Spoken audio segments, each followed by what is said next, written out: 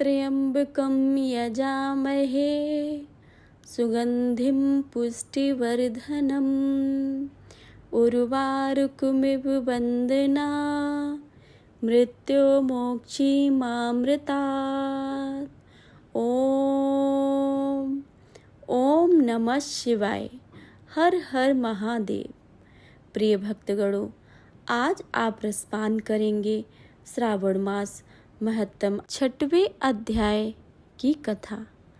तो आपसे अनुरोध है कि कथा को पूरा अवश्य सुने, कथा को अधूरा छोड़कर अपमान न करें और कथा को सुनने के पश्चात कमेंट बॉक्स में हर हर महादेव लिखना बिल्कुल भी मत भूलिएगा।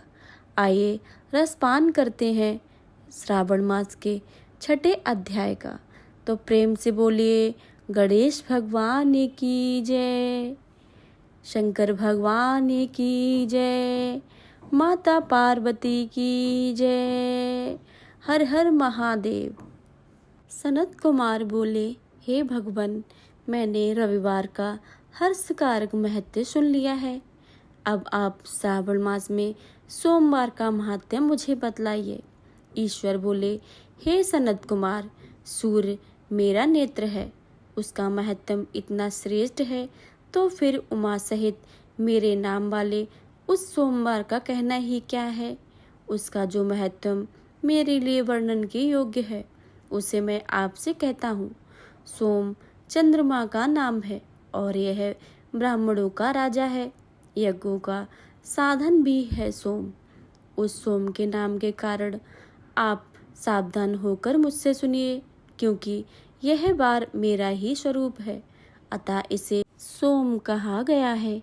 इसलिए यह समस्त राज्य का प्रदाता तथा श्रेष्ठ है। व्रत करने वाले को यह व्रत संपूर्ण राज्य का फल देने वाला है। हे विप्र, उसकी विधि सुनिए। मैं आपको विस्तार पूर्वक बता रहा हूँ। 12 महीनों में सोमवार अत्यंत श्रेष्ठ है। उन मासों में यदि सोमवार व्रत करने में असमर्थ हो तो श्रावण मास में इसे अवश्य करना चाहिए। इस मास में इस व्रत को करके मनुष्य वर्ष भर के लिए व्रत का फल प्रदान कर लेता है। श्रावण के शुक्ल पक्ष में प्रथम सोमवार को यह संकल्प करें कि मैं विधिवत इस व्रत को करूँगा या करूँगी। शिव जी मुझ पर प्रसन्न हो। इस प्रकार चारों सोमवार के दिन और यदि 5 हों तो उसमें भी प्रातःकाल यह संकल्प करके और रात्र में शिव जी का पूजन करें। 16 उपचारों में सायंकाल में भी शिव जी की पूजा करें और एकाग्र चित्त होकर इस दिव्य कथा को सुने। हे सनत कुमार, इस सोमवार की कही जाने वाली विधि को अब मुझसे सुनिए। श्रावण मास के प्रथम सोमवार को इस श्रेष्ठ व्रत को आरंभ करें। मनुष्य को चाहिए कि अच्छी तरह स्नान करके पवित्र होकर श्वेत वस्त्र धारण कर ले और काम, क्रोध, अहंकार, द्वेष, निंदा आदि को त्याग करके मालती, मल्लिका आदि श्वेत पुष्पों को लाए। इनके अतिरिक्त अन्य विविध पुष्पों से तथा अभिष्ट पूजन उपचार के द्वारा त्र्यंबकम इस मूल मंत्र में शिव जी की पूजा करें। उसके बाद कहे, मैं सब भवनाश महादेव, उग्र उग्रनाथ, भाव, शशिमौली, रुद्र, नीलकंठ, शिव तथा भवहारी का ध्यान करता हूँ। इस प्रकार अपने विभव के अनुसार मनोहर उपचारों से दिव्य शिव का विधिवत पूजन करें। जो इस व्रत को करता है उसके पुण्य फलों को सुनिए। जो लोग सोमवार के दिन पार्वती सहित शिव की पूजा करते हैं वे पुनरावृत्ति से रहित अक्षय लोक को जाते हैं। हे सनत कुमार, इस मास में नक्त व्रत से जो पुण्य प्राप्त होता है उसे मैं संक्षेप में कहता हूँ। देवताओं तथा दानवों से भी अभेद 7 जन्मों से अर्जित पाप नक्त भोजन से नष्ट हो जाता है, इसमें संदेह नहीं करना चाहिए। अथवा इस आत्मोत्म व्रत को उपवास पूर्वक करें। इसे करने से पुत्र की इच्छा रखने वाले को पुत्र की प्राप्ति होती है और धन चाहने वाले को धन की प्राप्ति होती है। वह जिस जिस अभिष्ट की कामना करता है उसे पा जाता है। इस लोक में दीर्घकालिक वंचित सुख उपभोगों को भोगकर अंत में श्रेष्ठ विमान पर आरूढ़ होकर रुद्रलोक में प्रतिष्ठित प्राप्त करता है। चित्त चंचल है, धन चंचल है और जीवन भी चंचल है, ऐसा समझकर प्रयत्न पूर्वक व्रत का उद्यापन करना चाहिए। चांदी के वृषभ पर विराजमान सुवर्ण निर्मित शिव तथा पार्वती जी की प्रतिमा अपने समर्थ के अनुसार बनानी चाहिए।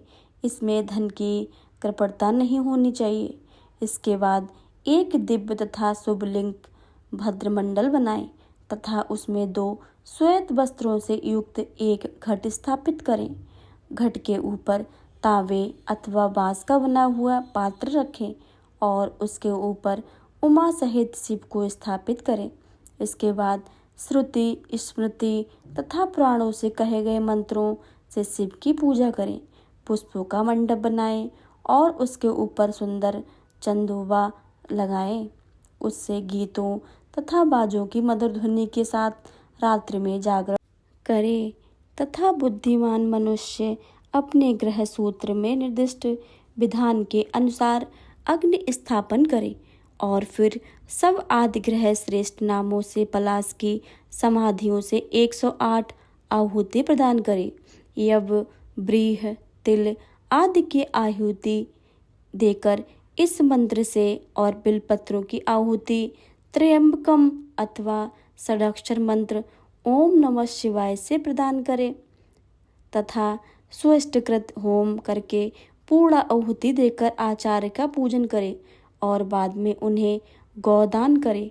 उसके बाद 11 श्रेष्ठ ब्राह्मणों को भोजन कराए तथा उन्हें वंश पात्र सहित 11 घाट प्रदान करे।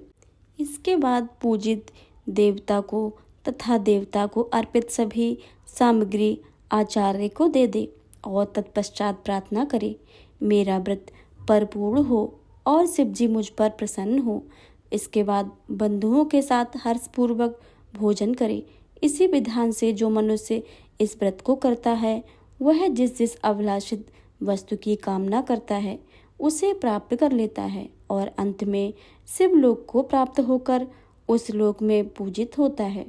हे सनत कुमार, सर्वप्रथम श्री कृष्ण से इस मंगलकारी सोमवार व्रत को किया था। श्रेष्ठ आस्तिक और धर्मपरायण राजाओं ने भी इस व्रत को किया था। जो इस व्रत को नित्य श्रवण करते हैं वह भी व्रत के समान फल को प्राप्त करते हैं।